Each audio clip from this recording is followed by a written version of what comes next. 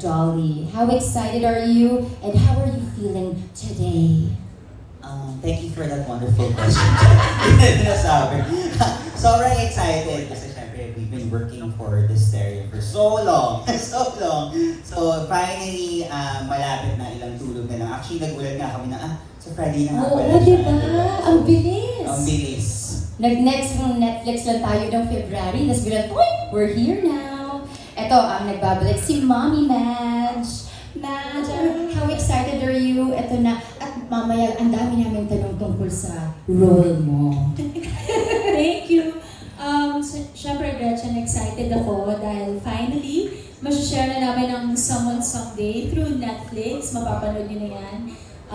Ang bilis. Friday, parang kakastart lang namin. Diba, mga promo natin, and now, eto na kami. Malapit nyo nang mapanood. So, exciting. Exciting indeed. And si James, parang, James, sabi mo rin, medyo kinakabahan ka sa pagbabalik teleserye. Ngayon ba kinakabahan ka or excited na? Even more now. Talaga? But thank you everyone for being here and supporting the show with Netflix. We're so excited. Yeah, I agree. Time has just flown. It's crazy that we're here right now. And medyo yung music mo rin mapapakinggan natin dito sa show, di ba? One of my favorite parts of the show. Yay! And we will get into that later. And ngayon, CAF 2022 since Too Good to Be True. And now nagbabalik teleserye ka with Netflix for Someone Someday. How excited are you? Very excited. Hi, Gretch. Hi. Good to see you. Good to Hi, see you guys. too. Good evening. Yes, I'm very excited. My last series was 2022, correct? And that was during the pandemic. That was actually parang our first partnership then with Netflix and ABS. So it's good to be back. Of course, Netflix keeps on growing, and we're just glad that we're here again to offer a show, and hopefully it will reach parang a wider audience. So thank you to all our press and everyone who made time. Kasi ilang tulog na lang, so we need all the help we can get before namin i-launch siya officially on Friday. Malapit na kasi Tuesday na nga ngayon, Yes. di ba? Sa tumbling na lang, ito na. Eh si Dimples, ikaw naman, how excited are you na mapapanood na finally ang Someone Someday? I'm so thrilled. As you know, the last time I worked with Catherine was Mara Sara pa. Tama ba 16? Like we were kids, both of us. Yes. Dimples, tama ba 16 years ago yun? That's right. Oh, Yes. Yes. gosh. So nag-abot-abot na kumikot na ang lahat. And just, it came full circle for all of us. I'm excited to be working with Direk Chad. I worked with him, pero hindi pa siya director noon. Nasa set pa kami nila Direk Cathy and Madge and James and Direk Dolly. So now with Netflix, we're so grateful that you're all here tonight. Salamat po for your support.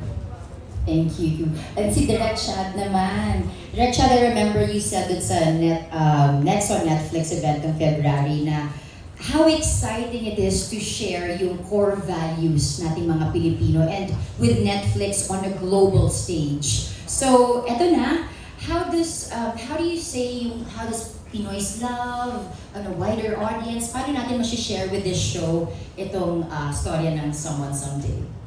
Well, if you get to see the uniqueness of the relationship of our characters, I think it's very true to how us Filipinos treat each other as families, as friends, as workmates, as lovers. And I think that's what will show to the global audience that how we differentiate ourselves from their kind of love. And how was it working with Netflix for this show? It's always a pleasure for working with Netflix. Grabe yung dedication and yung quality control and yung paano nila i-curate yung content na how to showcase the talent of the Filipinos to the global stage. Dolly, ikaw naman, what are you most excited for now that the viewers will finally see itong Someone Someday and sa Netflix may experience yung kwento, and how fun was it doing this story? Iko, syempre, exciting siya kasi, di ba, Southeast Asia yung release nung Someone Someday. So, hindi lang siya, we are kind of growing out of just our own market. Diba? We're trying to reach a bigger market. So, it's so exciting for us to see this show, especially feeling ko, yun nga, someone posted this recently lang na parang yung surge ng mga series before etong Someone Someday is always about action, di ba? Lagi siyang may ganong klase ng feels. Eh, growing up, di ba, laging love story or something interesting. Mga ganun, nasa love yung main na pinapanood ng mga tao sa TV. Eh ngayon sa Netflix, ito yung pagbabalik ng ganong klase ng lightness. Di ba yung ganong klase ng lightness na gusto natin maramdaman yung epekto ng pag-ibig, because I think that's what we need now. But at the same time, yung show kasi namin, hindi lang siya puro lightness, meron din siyang mixture of yung darkness. So I think we're getting the best of both worlds. Diba? We are introducing something new, and at the same time, we are refreshing din dun sa kung ano na yung nakasanayan pa rin nila ngayon. So parang, it's a good reminder kasi ganun yung show namin eh. Parang sabi nga nila, you'll feel everything dito sa show namin. So, kikiligin ka, kakabahan ka, takot ka, hindi mo na alam. Pero it's gonna be a fun ride, di ba? Yun lang naman yung kailangan lang mag-commit nila dun sa relationship ng bawat characters. Kasi I think all the characters bring something different. Iba-iba yung dala nila, iba-iba din yung personality nila, and mix it all together, something magical came out. And that's what we're excited for the people to see. And I love it pag sa interviews nyo, you say that this show is something modern, progressive, feel-good, aside from na may thriller pa siya, na may betrayal at kung anong aksyon, and of course, may love. So talagang tama yung sabi mo eh. Andun lahat ng sahog. Now this question goes to Catherine, Maha, Dimples, and James. Now, it's safe to say that everyone was hyped nung lumabas yung trailer ng Someone Someday, and then when it dropped, without giving away too much, can you please introduce your characters to everybody? Gaano ka complex? Because Maha, I always hear you saying very layered yung role mo. Ikaw naman, Dimples, can you share with us ano ang aabangan sa character mo dito? First, I always find it hard to answer a question starting with not revealing too much, because I think for the show, particularly, what we love about it is that in the same way that the profile of Netflix is when you get into Netflix, you never know what you're gonna get, it's the same way for ours, no? It's like, parang akala mo, alam mo na yung mangyayari, pero hindi pa rin. And for me, as Tita Precious, I think siya yung, siguro without giving away too much, siya yung tipo ng tao na meron ka sa buhay mo na mas ramdam mo yung pagiging pamilya mo sa kanya kahit di kayo magkadugo. We always have that one person, or maybe two or three for all of us, na parang, grabe no, itong taong to, lagi nandyan sa akin, mamahalin niya ako, alagaan niya ako, kahit hindi ko siya kadugo. And for me, I think particularly that is my character as Tita Precious in terms of relation with Kat. Hanggang doon na lang yung kwento ko. Hindi ko natatanungin kung mabait ka or hindi. Ang ganda na lang daw. Kasi may mga twists and turns. At saka may ka-love team May ka-love team ka? Oo, baka mabigla ka. Sa kusina. Sige, aabangan natin kung sino yung ka-love team mo. Now si James, what about you? Without giving too much away, can you share with us? So bad at that. Okay. Without giving too much away. I play Jordan Valentin. For me, Jordan is the kind of person where he always tries to do the right thing. Always. He has a very strong moral compass, and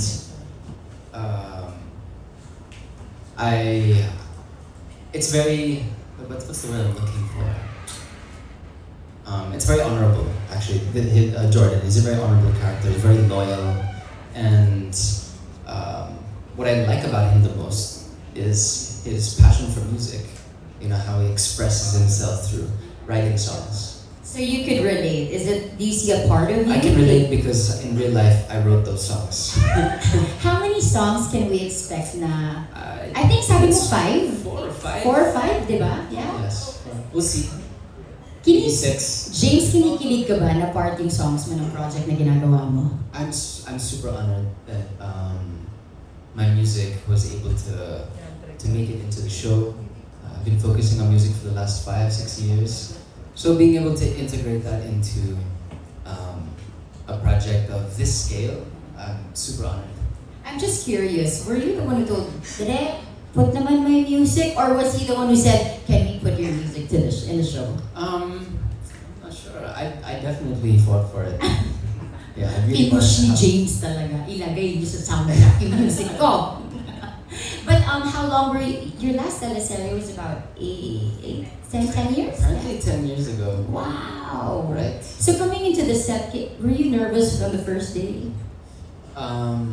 I was nervous from when they first pitched it to me, and they said that Catherine would be part of it. I think I was nervous from that point, but I'm super grateful that it's been 10 years, and the trust that ABS-CBN and Dreamscape having me to be able to do this project, and of course I thank you so much to Kat as well for accepting this project, and yeah, I'm super grateful.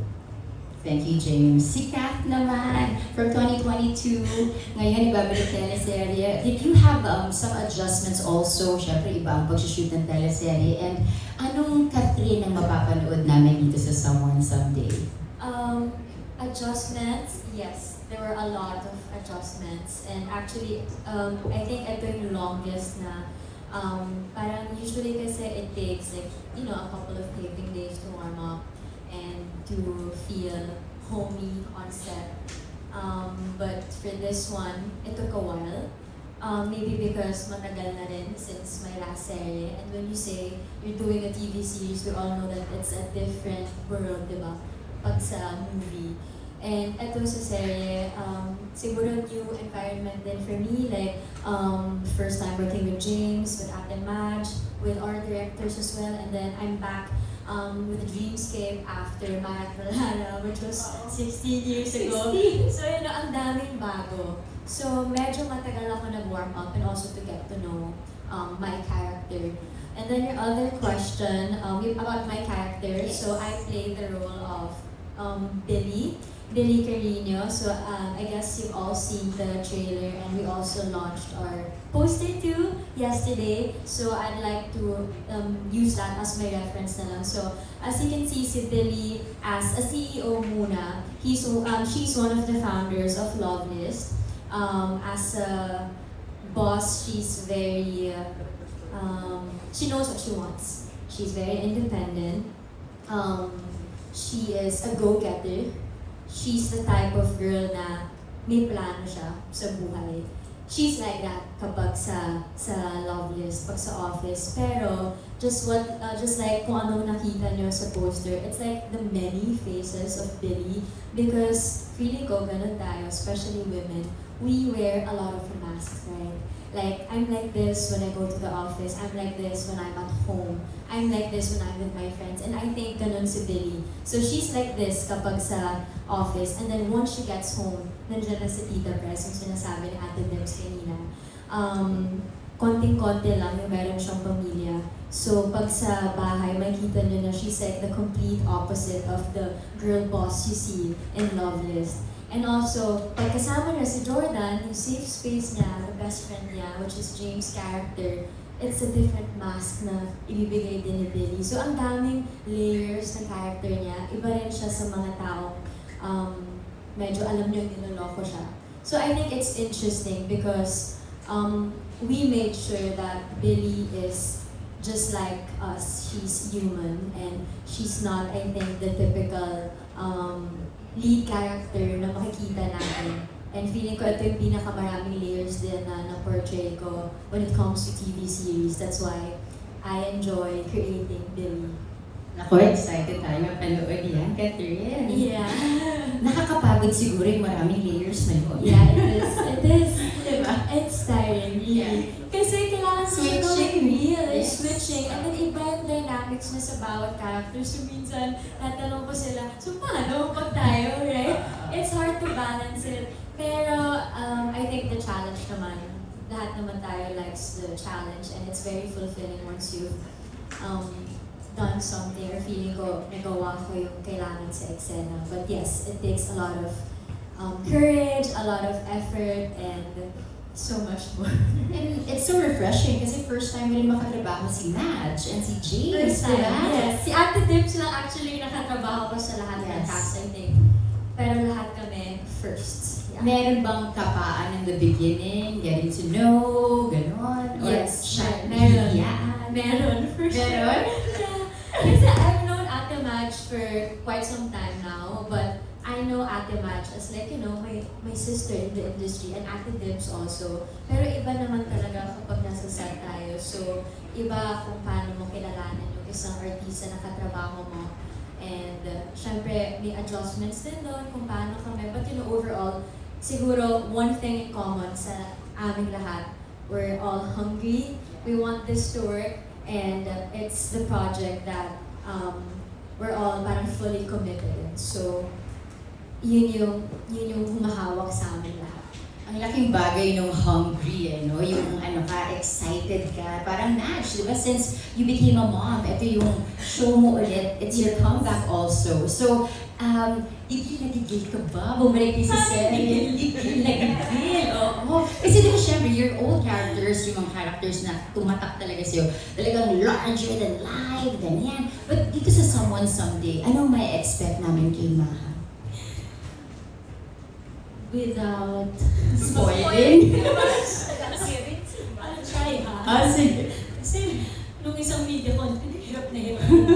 Pero siguro, yung sinabi mo, Gretch, kung gigil, andun yung talagang kinausap ko si Kat, tapos sabi ko, nag-thank you nga ako kasi she said yes na makasama ako dito sa Someone Someday. Tapos sabi ko, babe, pares tayong gutom. So parang, yes ate, so nag-usap kami magtutulungan, ganyan, scenes. And then, yung giggle na ginawa mo, feeling ko kayo yung manggigigil sa akin. Sa trailer pa lang, medyo hindi ko maintin. Takot ako sa'yo, bad ka ba? Parang, Sabihin na lang natin, ako po si Abby dito. At si Abby ay hinahanap yung lugar niya sa mundo ni Billy. So abangan niyo kung tatanggapin mo siya ni Billy o hindi. And then, subaybayan niyo na po. Ganun na ate ko sasabi ko. Pero alam mo, hindi naman to spoil, but Maha, I remember you saying that even if, kunwari, medyo yung character mo kainisan, mamahalin mo pa rin siya. I remember you saying that because there's something about yung character mo na mapapamahal din sila. Siguro yun yung galing ng mga Pinoy, na ating mga creatives, na ating mga writers, at yung mga directors namin, yung alam nilang balansehin. Kasi sa buhay naman natin, dumadaan talaga tayo, nagkakaroon tayo ng dark cloud, di ba? Pero nandun yung, ikaw, forever ka ba dyan magstay? Or sino makakapagpabago sa'yo? May ganyan. So, madami. Ang hirap, Gretch. Ang cryptic nga nun. Abangan na lang natin talaga paano mag-unfold ang kwento. Oo. Gabi-gabi. Yes, kaya excited ako. Talaga na-challenge ako gawin yung role ko. Kasi grabe yung journey niya. So, dun ako excited na mapanood nyo at i-uncover nyo yung journey ni Abby. Yan. Si ano naman, baka may masabi pa sila. Lilipat na ako direct ngayon at kay Dolly, direct Chad and Dolly. With, how was it working with them and with Netflix? And yung process na yun nga, sinabi nyo that there's may thriller, may layers, may love, may ang dami. So, paano nyo sila ginaid and how did you bring out the best sa kanila in terms of bringing their characters out and the purpose of their characters? Maraming discussion na nangyayari, di ba? Before and after. Before kumapag sa set, at saka during sa set, maraming discussion doon sa kung ano ba yung core ng characters. Kasi di ba, sa gaya nga sinabi ni Madge, lahat naman tayo iba-iba. Pero at the same time, sa characters kasi nila, meron talaga silang isang ultimate goals para sa sarili nila. Diba? So, yun yung naging principle namin. It took us a while to figure it out. Kasi marami. At saka mahaba kasi ang teleserye, diba? Hindi naman siya like a movie na isang setting lang siya. So because this is a series, and a long form series, the characters go through so many journeys all throughout the whole show. Parang yung season niya ang dami ng pagdadaanan. So it's really more of keeping track and very professional naman din kasi itong lahat ng nakatrabaho namin. We're lucky enough and we're blessed to have thinking characters or thinking actors or people who know what their characters are. But at the same time, they also listen to suggestions. They also listen to where we want the characters to go to. So naging collaborative dun part na yun. At yun nga, inaaral din talaga nila, inaaral din namin kung paano sila dadalhin doon sa kung saan namin siya kailangan. So, ayun. Tsaka masaya yung set namin for very professional. Sila very fun, tapos pagdating doon, game na. Thank you, Dolly. Direct Chad, would you like to add to that? Yeah, siguro adding to what Dolly said na we focus on the goals of each character. Yun nga, parang I feel I really appreciate their inputs in their own characters. Kasi our ultimate goal din naman bukod sa goals ng characters is to ground their characters. Ako ideally kasi sana it's very relatable and very real. Na yung tao is parang hindi siya super white, super black. So we all have our own episodes naman na sa buhay, there are dark times na we don't want to show but we all pass through it. Diba? Parang there are also light times that we don't share with everyone. So parang yun yung tinatry namin i-balance na parang yung realism of the characters that everyone, in general, not only here in the Philippines, globally, that we get to relate to.